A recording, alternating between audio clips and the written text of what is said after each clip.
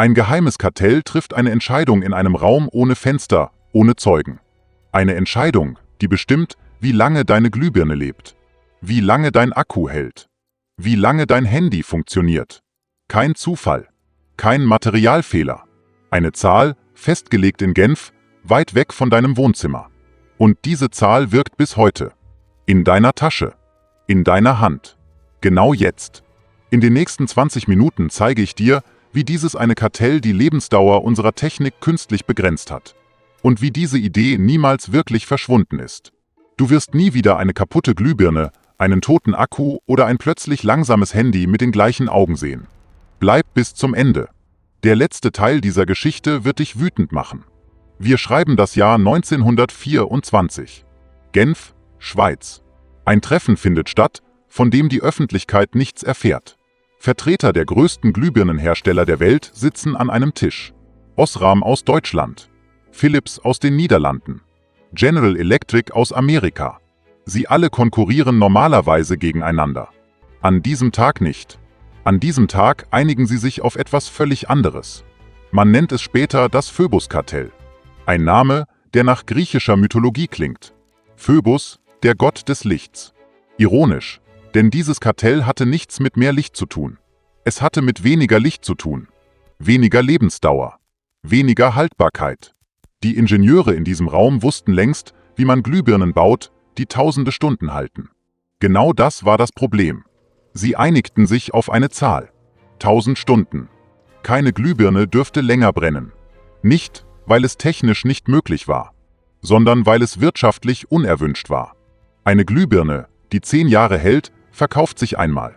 Eine Glühbirne, die 1000 Stunden hält, verkauft sich immer wieder. Die Rechnung war einfach, kalt und absolut vorsätzlich. Was diese Geschichte so beunruhigend macht, ist nicht die Vermutung. Es sind die Dokumente. Historiker fanden später interne Papiere. Fabriken mussten Glühbirnen einschicken, die zu lange hielten. Als Strafe. Ingenieure, die zu gute Arbeit leisteten, wurden zurückgepfiffen. Stell dir das vor. Bestraft dafür, etwas zu gut zu machen. In welcher anderen Branche würde das jemals passieren? Interne Berichte sprachen offen von einer Lebensdauerkontrolle. Ein Ausdruck, der klingt, als käme er aus einem Science-Fiction-Roman. Aber er stand tatsächlich in den Protokollen dieser Firmen. Ingenieure mussten monatlich nachweisen, dass ihre Glühbirnen nicht zu lange hielten. Nicht zu kurz, aber auch niemals zu lange. Ein perfektes Fenster des Verfalls, exakt geplant. Warum hat sich niemand gewehrt? Die Antwort ist einfach und erschreckend zugleich. Jedes Unternehmen im Kartell profitierte. Niemand hatte einen Anreiz, das System zu brechen. Der Verbraucher wusste nichts davon. Er kaufte einfach weiter Glühbirnen, jahrzehntelang, ohne zu ahnen, dass die kurze Lebensdauer kein Naturgesetz war, sondern eine Vereinbarung zwischen Konzernen. Und was danach kam, ist noch kälter. Das Phöbus-Kartell endete offiziell in den 1940er Jahren. Der Zweite Weltkrieg zerstörte die Strukturen. Doch das Prinzip dahinter starb nicht. Es bekam einen Namen, der bis heute in Wirtschaftskursen gelehrt wird. Geplante Obsoleszenz. Die bewusste Konstruktion von Verfall, eingebaut in jedes Produkt, das wir kaufen. Ein Gedanke, der überlebt hat, obwohl seine Erfinder längst verschwunden sind. Was danach geschah, wurde nie wieder in einem einzigen geheimen Raum entschieden. Es brauchte kein Kartell mehr. Die Idee hatte sich längst in die Denkweise ganzer Industrien eingebrannt. Jede Branche, die etwas verkaufte, lernte dieselbe Lektion. Ein Produkt, das ewig hält, ist schlecht fürs Geschäft. Ein Produkt, das genau rechtzeitig versagt, ist perfekt. DuPont erfindet Nylonstrümpfe, die praktisch unzerreißbar sind. Frauen kaufen ein Paar und tragen es jahrelang. Die Verkaufszahlen brechen ein. Die Lösung? Man verändert die Formel. Die Strümpfe werden absichtlich dünner gemacht, anfälliger für Laufmaschen. Kein Skandal, kein Gerichtsverfahren. Nur eine stille, technische Entscheidung, die Millionen Frauen betraf, ohne dass jemand davon erfuhr. Dieses Muster wiederholte sich immer wieder. Autos, die nach exakt einer bestimmten Kilometerzahl Probleme bekamen. Waschmaschinen, deren Trommellager genau nach Ablauf der Garantie brachen. Doch was in den letzten 20 Jahren geschah, übertrifft alles, was vorher kam.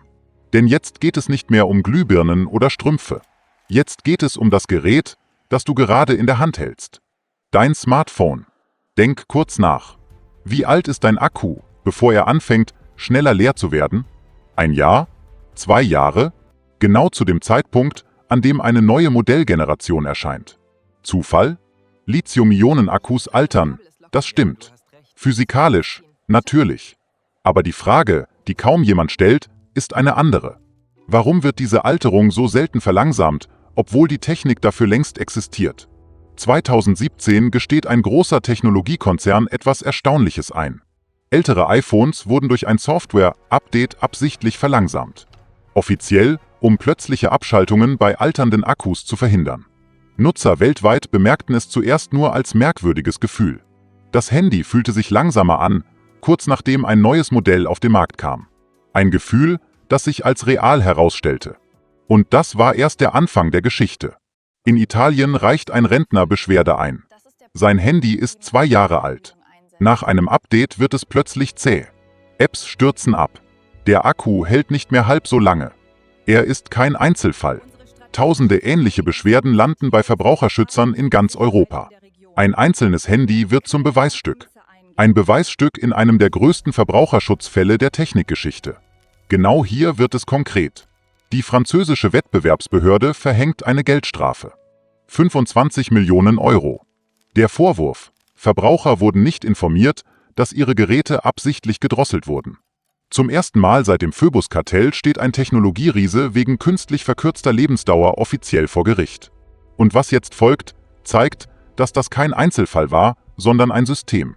Drucker zeigen nach einer bestimmten Seitenzahl plötzlich eine Fehlermeldung, obwohl sie technisch einwandfrei funktionieren. Ein interner Chip zählt jede gedruckte Seite.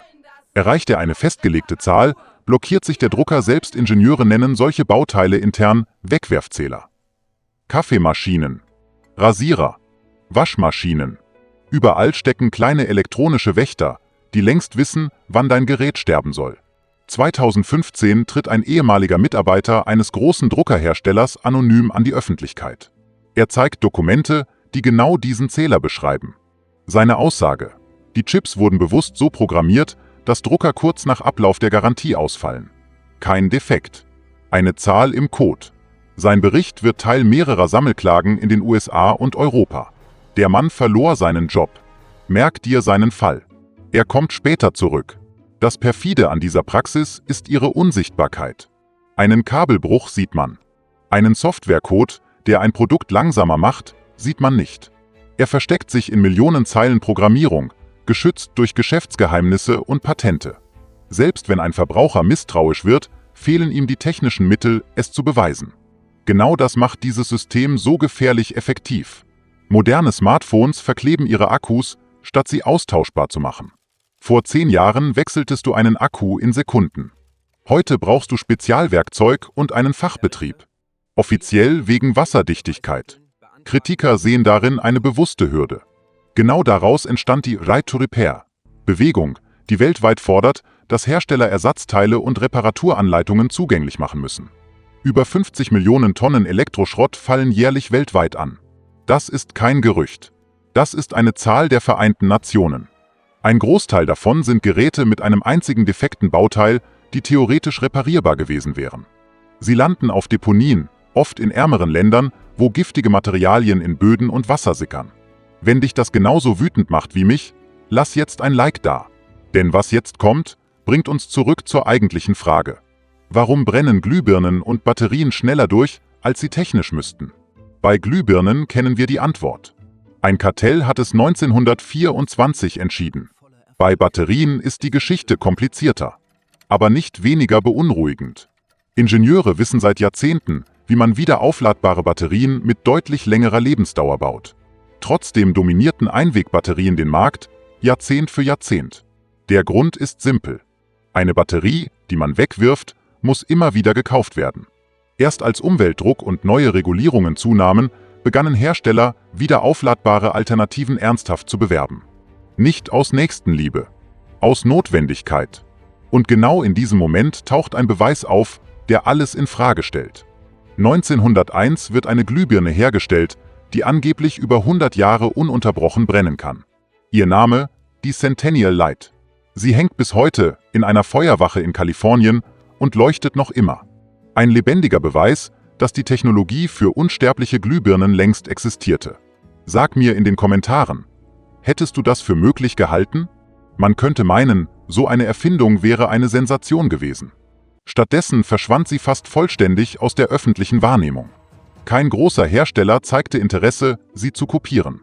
Eine Glühbirne, die niemals kaputt geht, ist aus wirtschaftlicher Sicht eine Katastrophe. Sie zerstört ein Geschäftsmodell, das auf ständigem Neukauf basiert. Genie wurde zur Bedrohung erklärt und stillschweigend ignoriert. Bis hierhin hast du gesehen, wie eine Entscheidung aus dem Jahr 1924 ein Prinzip schuf, das bis heute wirkt. Doch was jetzt kommt, geht tiefer. Denn geplante Obsoleszenz ist längst kein reines Wirtschaftskonzept mehr. Sie ist zu einer Kultur geworden. Eine Denkweise, verankert in Design, Marketing und sogar in Gesetzestexten. Und diese Kultur arbeitet nicht mit Bauteilen. Sie arbeitet mit deinem Kopf. Neben der technischen Obsoleszenz existiert eine subtilere Form. Psychologische Obsoleszenz. Ein Produkt funktioniert noch einwandfrei, fühlt sich aber plötzlich alt an. Ein neues Design, eine neue Farbe, eine Funktion, die deinem Gerät fehlt. Du brauchst sie nicht wirklich, aber du fühlst dich zurückgeblieben. Genau dieses Gefühl wird gezielt erzeugt, Jahr für Jahr, Modell für Modell. Milliarden werden jährlich investiert, um genau dieses Gefühl der Unzulänglichkeit zu erzeugen. Nicht durch Lügen, durch geschickte Inszenierung. Ein glänzendes neues Modell, präsentiert unter perfektem Licht, während dein aktuelles Gerät plötzlich schäbig wirkt. Marketing-Experten nennen das wahrgenommene Veralterung. Sie muss nicht real sein. Sie muss nur überzeugend genug wirken, damit du kaufst. Und hier schließt sich der Kreis. Genauso wie die Ingenieure 1924 in Genf beschlossen, dass Glühbirnen nicht zu lange halten dürfen, entscheiden heute Designabteilungen, wie schnell ein Produkt veraltet wirken soll. Das Werkzeug hat sich verändert. Von physischen Bauteilen zu Software, von Materialqualität zu Wahrnehmung. Das Prinzip dahinter ist exakt dasselbe geblieben. Aber der Widerstand dagegen wächst. Regierungen beginnen genauer hinzusehen. Die EU verpflichtet Hersteller, Ersatzteile über Jahre bereitzustellen. Frankreich führt einen Reparierbarkeitsindex ein. Gleichzeitig entstehen weltweit Reparaturcafés, in denen Menschen kaputte Geräte gemeinsam wieder zum Leben erwecken. Sag mir ehrlich, hast du schon mal etwas reparieren wollen und aufgegeben, weil es kein Ersatzteil gab? Schreib's in die Kommentare. Kleine Schritte, aber Schritte, die vor 10 Jahren undenkbar gewesen wären. Und trotzdem bleibt die eigentliche Frage unbeantwortet. Wenn das Prinzip der geplanten Obsoleszenz so alt, so bekannt und so gut dokumentiert ist, warum ändert sich so wenig? Die Antwort führt uns zurück zu den Männern, die tatsächlich in jenem Raum in Genf saßen. Was jetzt kommt, ist der dunkelste Teil dieser Geschichte. Das Phoebus-Kartell war kein einmaliges Treffen. Es bestand über 15 Jahre. Es kontrollierte nicht nur die Lebensdauer von Glühbirnen, sondern auch, wo produziert werden dürfte und wie viel jedes Land herstellen dürfte und zu welchem Preis verkauft wurde. Eine globale Kontrolle über ein Produkt, das jeder Haushalt der Welt brauchte. Eine stille Weltregierung des Lichts. Erst nach dem Zweiten Weltkrieg durchsuchen amerikanische Kartellrechtsbehörden interne Dokumente von General Electric. Jetzt kommt die volle Wahrheit ans Licht. In einem der Memos steht ein Satz, der bis heute in Gerichtsakten zitiert wird: Die Lebensdauer ist ein Kostenfaktor, kein technisches Limit. Die kurze Lebensdauer war kein Zufall. Es war ein vertraglich vereinbartes Maximum, überwacht und bestraft. Gab es Konsequenzen? Kaum. Einige Unternehmen zahlten symbolische Geldstrafen. Niemand ging ins Gefängnis. Kein Konzern wurde zerschlagen. Genau wie der Druckeringenieur aus Block 18, der seinen Job verlor, während die Konzerne ungestraft weitermachten. Das System hatte sich zu tief in die globale Industrie eingegraben. Manche Systeme werden nicht bestraft. Sie werden zur neuen Normalität. Diese Normalität begleitet uns bis heute. Jedes Mal, wenn du ein neues Handy kaufst, weil das alte zu langsam geworden ist. Jedes Mal, wenn du eine Batterie wegwirfst, die theoretisch noch länger halten könnte. Du triffst diese Entscheidung nicht komplett frei. Du triffst sie innerhalb eines Systems, das vor 100 Jahren entworfen wurde. Was niemand ahnte: Die Wissenschaft selbst liefert inzwischen den Beweis dafür. 2018 untersuchen Forscher der Universität Bonn und der Universität Augsburg systematisch die Lebensdauer von Haushaltsgeräten über mehrere Jahrzehnte. Das Ergebnis ist eindeutig. Der Anteil an Geräten, die innerhalb der ersten 5 Jahre komplett ausfielen, stieg um über 30%.